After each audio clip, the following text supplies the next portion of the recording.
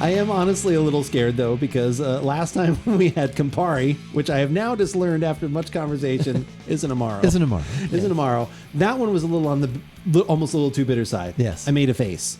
Yeah. When we put it in a Negroni, I still made kind of part of that face, but not the whole thing. Yeah. I like the Boulevardier a little better. Because the bourbon sort of evened that out. Bourbon was a little more powerful than the Yes. gin, as much as I love gin. Yes. Now, here's the thing. We've got another one that we're going to try today. I'm excited to do something different and to experience this because, like we always, who was it? Eric always used to say, right, try something twice. Try it twice. So we're going to kind of try something twice. The only thing I'm even more scared about is when I've looked at a couple reviews, they said this was even a little more bitter than Compari. Man, maybe it goes over the edge. Into where it needs to, into goodness. It could be over like the edge how into goodness. It could be like how comedy is, where it's like it's funny, now it's not funny, now it's not even funny at all, and then it gets hilarious again. Yes. So we'll hope that happens today, and we'll also be making a delicious, hopefully, cocktail for this. Give it a shot. I'm Andrew, and I'm Keith, and we are AboutBeverages.com, and the beverage that we are about today is the Pronto Amaro from Trader Joe's. Yeah. I am glad that I finally, like I said, we had a quick conversation. If you watched any of the live show on twitch.tv/AboutBeverages, and it finally crystallized in my head what is going on with this particular liqueur. I guess in that you could right? like Amaro and still not like Campari. Right. Because that is just Amaro. that is the lesser segment. Yes. That's like saying, well, I like whiskey, but I don't like whatever. Like I said, Jack fill in Daniels. the blank. Yes. Although that gets into another thing. Yeah. Anyway. So in general, yes. So we are going to go for we are going to taste it. Yep. Straight out of the bottle. 24% alcohol in this. What is the price on this? $10.99. So that is the intriguing proposition, which again, I did look at some different reviews and things. Because normally if you actually buy Compari, which is obviously one of the more popular ones, if you're making Negronis, Boulevardiers, all these kind of things, that one's usually in the 20s. That would, and it just, well, at least at the store, it just went up. It's like 28 or 29. And then like Aperol, which you'll hear like an Aperol Spritz, or it may be Aperol, I'm not sure. Correct me if someone would like to, and that's fine. Either one works. I think you know what I'm getting at. That supposedly is on the lighter side, and that's 28. I almost invested in some of that so that we can make a paper plane, which has that and this and a type of Amaro of your choosing. So anyway, I am excited to try something different. I'm also frightened all at the same time. But then we are going to make a mixed beverage, like I said, which is a Montenegro Paloma. Okay. Yes. Which you pretty much demanded because you said grapefruit juice is the only thing that I will use in a cocktail. Well, we had a few different, actually this has been built up because we had to put this off a week, but there were a lot of different choices out there, and you can make this as simple as you want with this. People do drink this straight. And you can just mix it with some sparkling water, or sparkling wine. You can mix it with bourbon.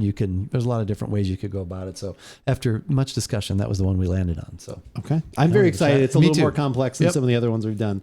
All right. Color is what you would expect, at least reddish. for me, from what I have seen. Yeah. Yeah. Reddish, maybe even a little darker than what. Reddish brown.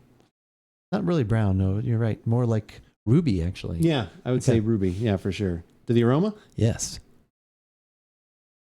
We've been kind of smelling back and forth here, but I feel my original sniff is still the same one I'm thinking of. Are you ready for this? I am. Dirty dill pickle. Dill! I was going to say dill. Dirty dill pickle. I was going to say like dill. There's a little something. There's something grainy, and maybe a little fennel. Yeah, definitely a little bit of that. Maybe that's what's making me think of that too. But yeah. Dirty dill pickle. Probably a little orange, like it's probably a little orange zest in there.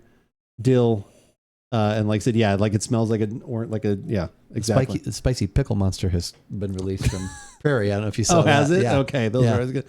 Yeah, I don't know about this. I don't exactly remember how the Compari smelled, but yeah, like I this is slightly. It more smelled red. No, I'm just kidding. yeah. They've like I said this. There's something in there that's like a little dusty or musty, like something like that. That's why I said the dirty dill pickle. But yeah, dill, a little fennel. And maybe we might have to like rethink our orange drink choice and just make the and make the Manhattan riff. Exactly, maybe. All right, you ready for the taste? I'm ready. Okay. Still don't know if I'm a fan of this type of beverage, but I know I like this one better because you can see I did not make a face right away. Well, and you actually had a couple of sips. I have had several sips. I get more citrus, orange peel, and like that. Maybe it's kind of like I said, the bitterness is there, which there's still quite a bit, which is almost weird to say because the bitterness I'm talking about is not like at the back where normally you would get bitterness. Right. It's middle of my tongue is like this really hard. So it's almost like you're getting the pith from like an orange peel or something like that. So you're getting that kind of bitterness. It's not bad. It's fairly smooth. It's still not something I would, drink like this in any way or think to just put this with some club soda. But I am interested to see how this one, since it's a little more citrus forward, I feel, is going to pair well with the drink that we're going to have. I get a little bit of like a mint as well. I can see that. It's almost oddly refreshing. Not refreshing. It freshens your mouth almost. It's like a spearmint kind of thing, like where it's kind of cooling. Like that. Yeah. Okay. And there's a little bit of that. I must kind of like these types of things. I definitely like this better than the Compari, though. Okay. You seem to be okay with the Compari, though. I was fine with that, but I like this better. This is something I'm like, ooh, okay. I wonder how this would pair with and mix in some of the other things. Whereas the Compari, I was kind of like, it's fine with that, and I do like the Negroni, so I would drink that. But no, this is intriguing. Yeah, I'm going to be intrigued to see how this mixes with the others. So should we make a mixed beverage? Let's make a drink. All right, let's go make the Montenegro Paloma. That's the word I keep almost forgetting. So actually, we should call this the Pronto Paloma. Not Montenegro Paloma. That would honestly make more sense because this is not made with that Amaro, but this is made with the Pronto Amaro. The Pronto Amaro. This Amaro is very new. This is very new. And actually too, we follow, there's a recipe that we'll have a link to, but we didn't follow it completely. One thing that's missing is the garnish. We just didn't need to do that. Yeah. The other thing is, instead of reposado tequila, we used añejo. For the quick rundown on this recipe, it's 1.5 ounces of reposado tequila, but again, you just mentioned we switched it out for añejo because we had the Trader Joe's añejo still left, so that kind of tied into the Pronto that we had going on right now, which is also from Trader Joe's. 3/4 of an ounce of the Amaro, like I said, I just talked about.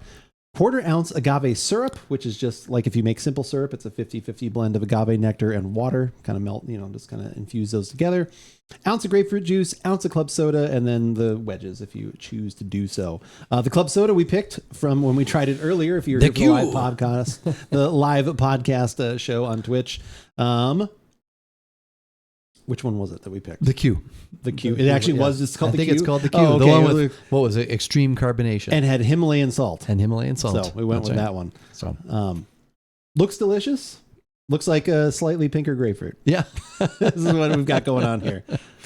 All right. Cheers. Oh, we're going to smell it first? I was to see if I could smell too much. Yeah, that's true. Yeah, no, it's a good idea. The Amaro's coming through. That's all I'm going to say.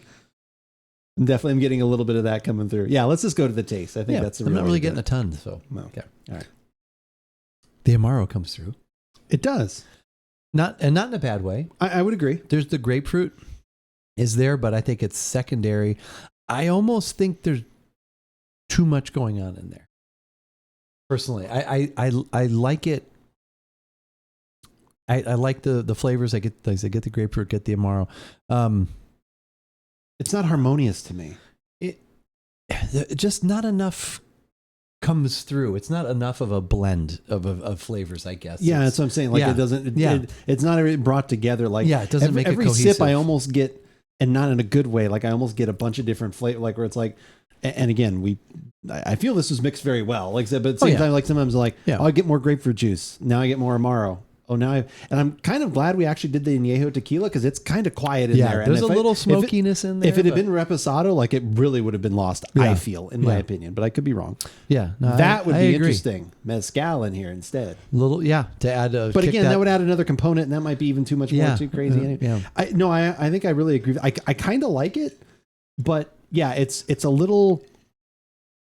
It's very uneven. It's not like a nice balanced drink. Like when we had like I said, I know this is different things, but when we had the daiquiri the other week, where it was just like, oh, this is good. You can tell this is just that classic cocktail. It's just put together. Everything just fits. Yep. This one is just a little bit.